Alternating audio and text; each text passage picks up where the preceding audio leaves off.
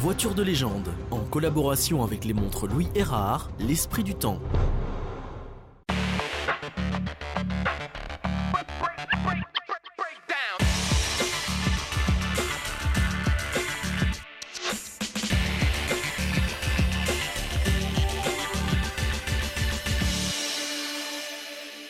Bienvenue dans Voiture de légende.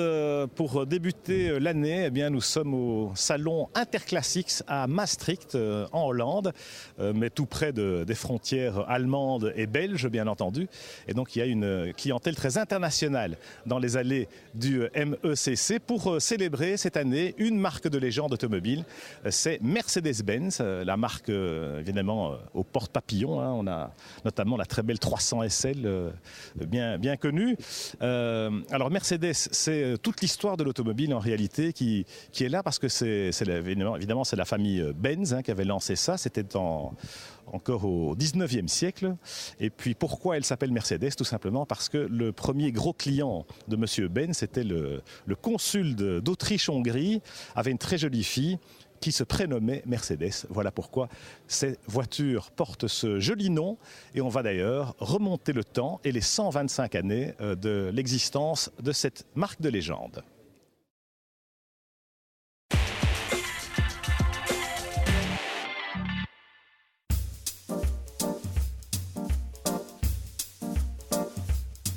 Un an après la superbe exposition consacrée aux 100 ans d'Alfa Romeo, les organisateurs d'Interclassics and Topmobile ont remis le couvert en braquant leurs projecteurs et en consacrant leur plus belle halle à un autre anniversaire de premier choix, Mercedes-Benz.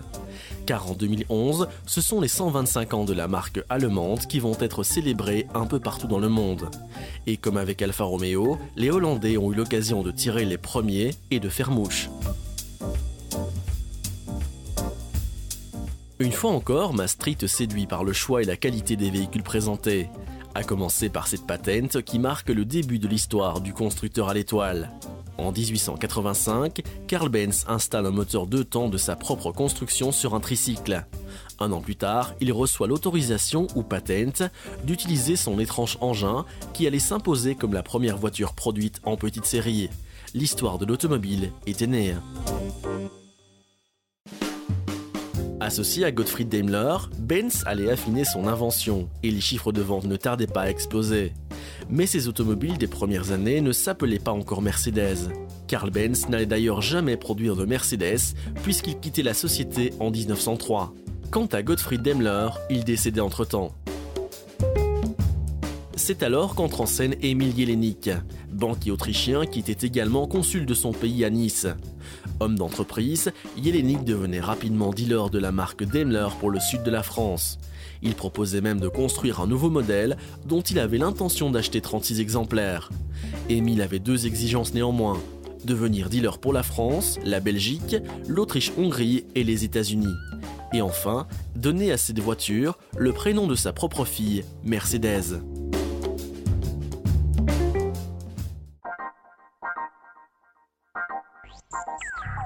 Cette fois, l'histoire était en marche. Et si les deux guerres mondiales allaient jeter de troubles sur l'image de Mercedes, très vite, le constructeur allemand s'imposait comme une référence du monde automobile. De grands noms, dont Ferdinand Porsche en personne, allaient assurer à la marque une renommée mondiale, mettant en exergue la puissance de frappe de la technologie allemande. Ce qui se traduisait par des réalisations tout simplement exceptionnelles, dont cette SSK, qu'ont notamment piloté des champions de la trempe de Caracciola. Car à l'époque, Mercedes aimait démontrer sa supériorité technologique sur la scène de la compétition, comme l'illustre cette 300 SLS Rally de 1938, dont le 6 cylindres permettait au Roadster de passer le cap des 260 km/h. Une grande aventure de la course automobile qui stoppera net en 1955, lorsque la Mercedes pilotée par Pierre Lévesque était à la base de la tragédie du Mans, tuant plus de 80 personnes dans le public. Il n'empêche, de cette époque nous restent des icônes comme cette 190 SL, exemple de perfection esthétique, conjuguant avec bonheur, sobriété et efficacité.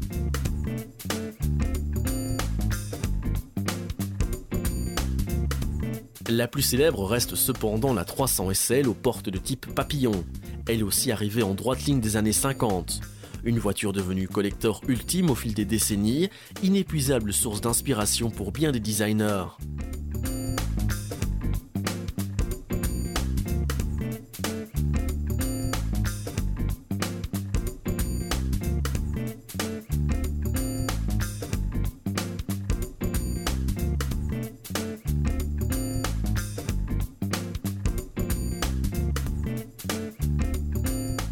Un concept arrivé jusqu'à nous, comme l'illustrent ces SLR coupés et SLS AMG, bien actuels, qui reprennent le concept de la 300 SL pour le parer de technologies modernes.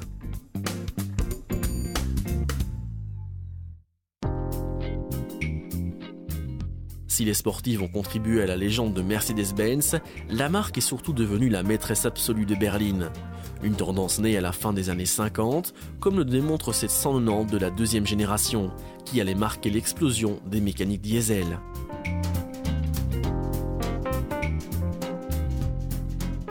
De l'histoire de Mercedes telle qu'elle nous a été contée à Maastricht, on regrettera une seule chose, l'absence de toute Silverwing ou flèche d'argent issue des années 30 ou 40, époque où les bolides de l'étoile dominaient la scène des Grands Prix.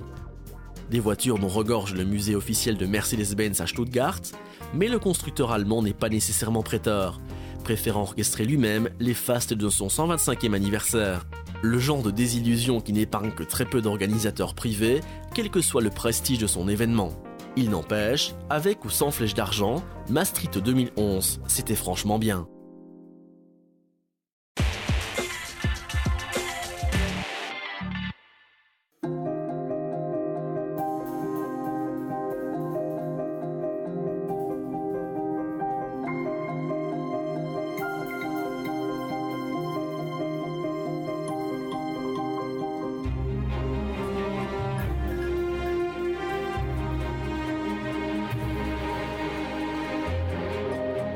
Freedom, independence, speed.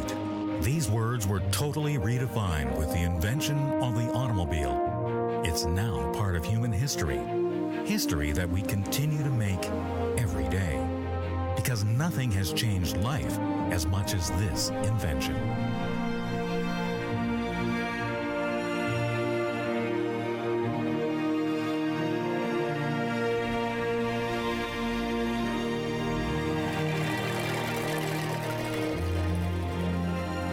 When the first look becomes an unforgettable experience, it marks the beginning of a great love story.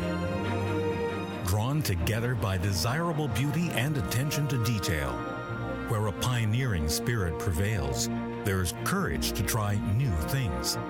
We're living innovation, perfection, and fascination.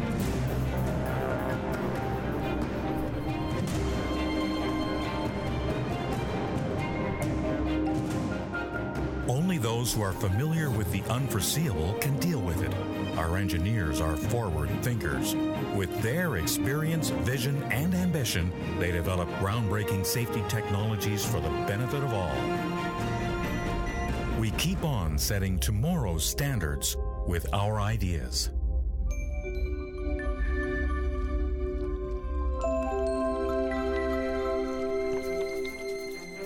With enthusiasm and discipline, we're always learning every day.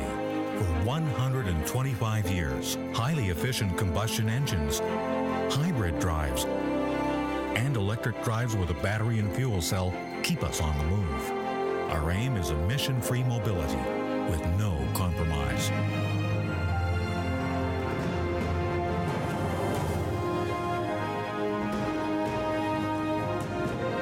We invented the car and the truck and are passionate about their future.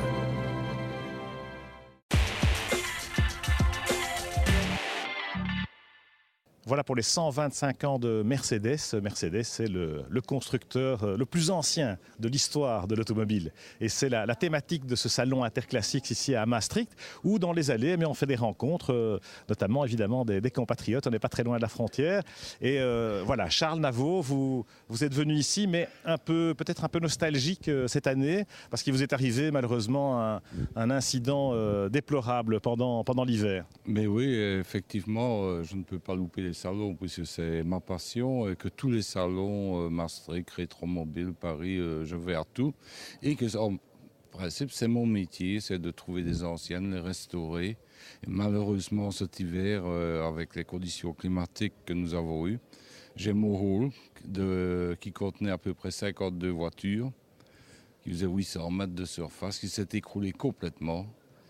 Et disons que 40 ans de travail sont engloutis. Parce qu'il ne me reste rien, ni hall, ni voiture, tout est écrasé. Alors on a quelques images effectivement de ce drame, hein, on peut dire ça, parce que c'est la neige qui s'est accumulée sur le toit et le hangar s'est écroulé, c'est bien ça qui s'est produit? Oui, absolument. Les pompiers, quand ils sont arrivés, ils m'ont dit, mais écoutez, par mètre carré, vous aviez à peu près 300 kilos, multiplié par 800 en surface, ça n'a pas résisté, c'était pas possible. Alors vous aviez quelques belles pièces, hein, c'est l'histoire d'une vie en fait qui a été ensevelie sous la neige. Oui, j'ai commencé une collection avec mes anciennes autos de course, mes Volvo. Et puis il y a des Mercedes coupées des années 60, il y a un Studebaker de 53, il y a des Jaguars, il y a des Alfa Romeo, beaucoup d'Alfa Romeo. Il ne me reste rien en voiture, elles sont toutes écrasées. Il y a des Triumph, MG, un peu toutes les marques. Chaque coup de cœur que j'achetais et je mettais de côté. Voilà. Bon, il va falloir repartir à zéro. Charles, on vous souhaite quand même de vous en sortir. Je sais que les commerçants de Fléron, près de chez vous, prévoient un événement pour vous soutenir. Je crois que c'est le 5 février.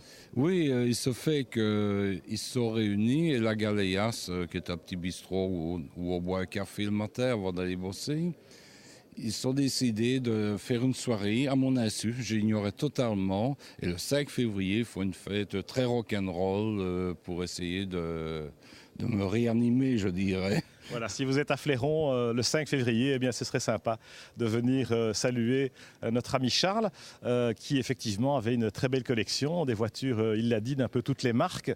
Alors ici, à Maastricht, dans ce salon Interclassics, eh bien, il n'y a pas que Mercedes, évidemment, auquel on rend hommage, mais il y a aussi beaucoup d'autres trésors de l'automobile.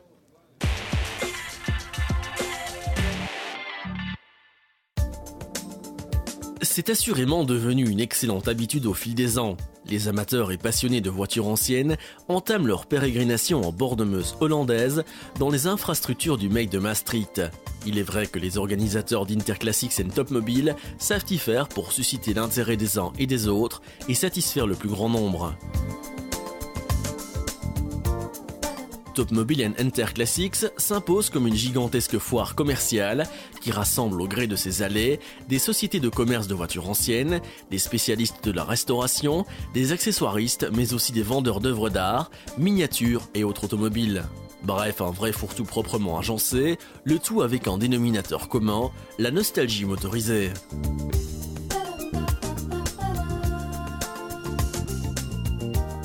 De cet immense bric-à-brac à la hollandaise, c'est-à-dire soigné, certaines tendances se dégagent. Il faut ainsi savoir que nos voisins du Nord sont férus de voitures françaises et notamment de Citroën. On n'y compte plus le nombre de tractions, DS, ID, 2 chevaux et autres productions de la marque au chevron, dans tous les styles et pour toutes les bourses, ou presque.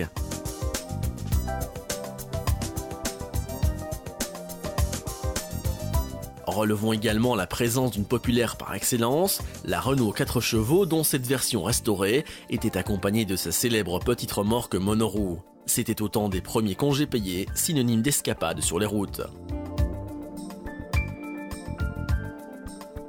Nettement moins répandus, les Bugatti ont aussi leurs spécialistes aux Pays-Bas, ce qui nous a valu la présence de ce modèle de Grand Prix particulièrement bien conservé.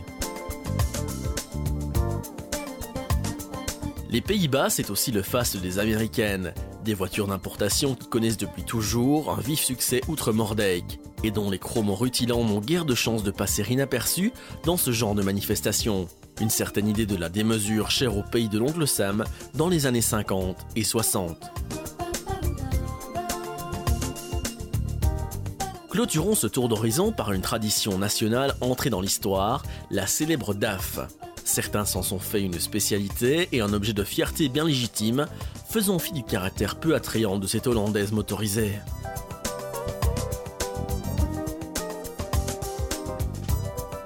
Toujours plus original, voici des voitures amphibies qui se sentent aussi à l'aise sur le bitume que dans les flots.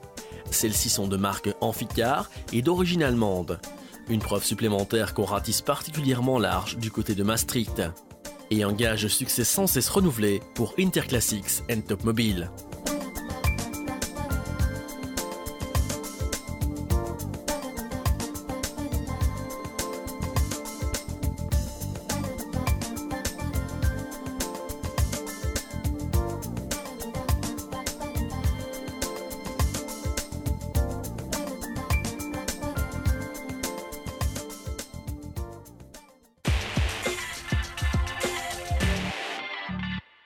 Voilà pour ce très beau salon Interclassics et Topmobile 2011 ici à Maastricht. C'est la saison des salons.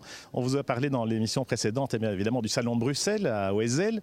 La semaine prochaine, ce sera Rétromobile à Paris, vraiment un grand classique où l'on rencontre souvent des amateurs de belles voitures. Philippe de Ronchen, bonjour. Bonjour Pierre.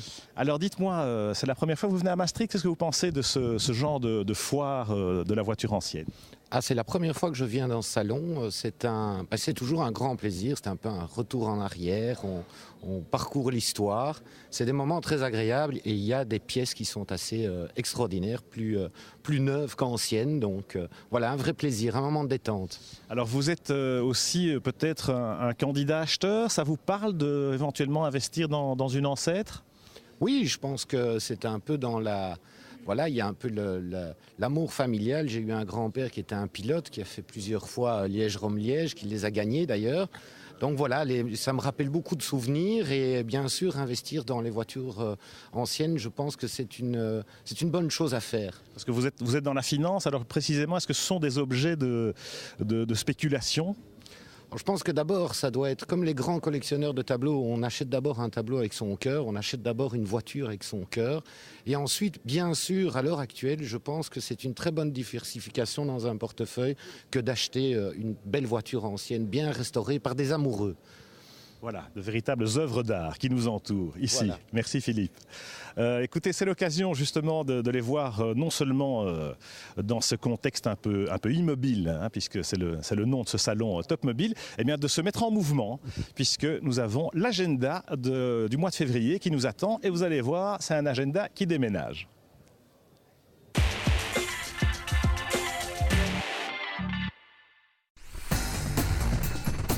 Après le salon Rétromobile début février, en route sur neige et sur glace avec le fameux rallye neige et glace dans les Vosges. Une grande spécialité belge, mais où les nombreux équipages belges présents devront affronter une vedette française, en l'occurrence Henri Pescarolo, qui sera la guest star de ce neige et glace cette année encore.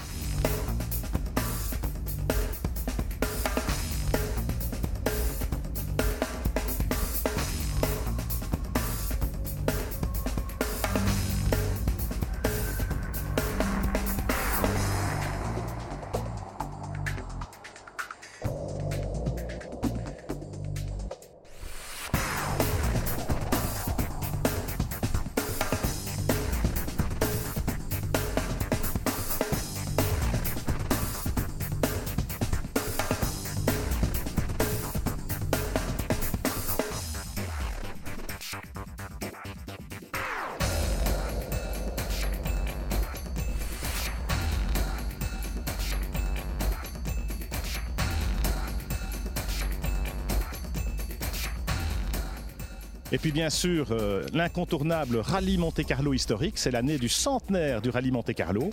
Donc la version historique sera d'autant plus prestigieuse cette année, avec un plateau toujours exceptionnel de plus de 300 voitures sur les routes de l'arrière-pays que l'on espère le plus enneigé possible pour respecter la tradition.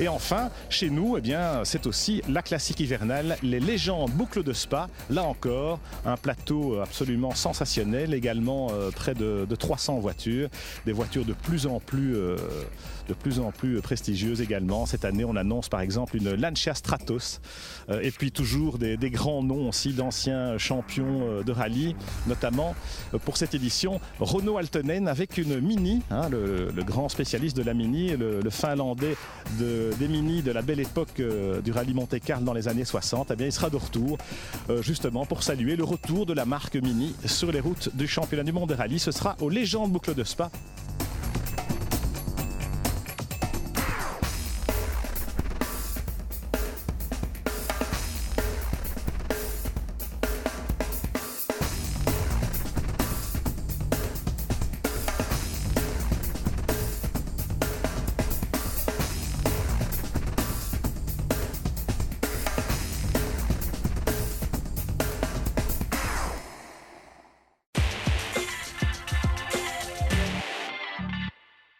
Programme chargé donc pour ce mois de février. Voilà pour cette émission Voiture de légende, la première de cette année 2011 que l'on vous souhaite évidemment vrombissante. Vous nous retrouvez naturellement sur le site internet www.voituredelégende.com pour revoir cette émission-ci ou toutes les autres qui l'ont précédée. Nous, on vous dit au mois prochain et bonne route.